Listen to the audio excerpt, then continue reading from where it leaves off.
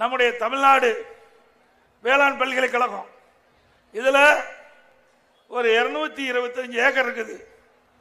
அந்த அருப்புக்கோட்டையில் இந்த ஆராய்ச்சி நிலையம் இருக்குது. இந்த பயிர் வகைகள்லாம் இந்த வறண்ட பகுதியில் இருக்கின்ற மானாவாரி பயிர், அந்த பயிர் எப்படி இடுவது என்பது பயிற்சி கொடுப்பதற்காக அந்த வறண்ட பகுதியில் இருக்கின்ற விவசாயிகள் பயனடை வேண்டும் என்பதற்காக அந்த ஆராய்ச்சி நிலையத்துக்காக அந்த அருப்புக்கோட்டையில் இந்த தமிழ்நாடு வேளாண் பல்கலைக்கழகத்துக்கு சொந்தமான நிலம் இருக்குது.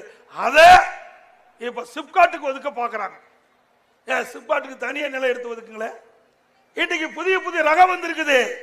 இன்னைக்கு வேளாண் பெருமக்கள் உற்பத்தியை பெருக்க வேண்டும். மானாவாரி, பருத்தி, கடலை, இப்படி பல பயிர்கள் உருவாக்க வேண்டும் என்று சொன்னால் அந்த பயிர்கள் ஆராய்ச்சி நிலையம் மூலமாக அதிக விளைச்சல் கொடுப்பதற்காகத்தான் அந்த நிலத்தை வச்சிருந்தாங்க. அதுவும் தமிழ்நாடு பல்கலைக்கழகத்துடைய அனுமதி இல்லாம இந்த அரசாங்கம் சிப்காட் ஒதுக்குவதாக வந்திருக்குது. விவசாயிகள் கொதிச்சு போயிருக்கிறாங்க. இந்த ஆராய்ச்சியாளர்கள் என்ன இடத்துல தகவலை கொடுத்தார்கள், நீ எப்படியாவது பேசி தருகின்ற.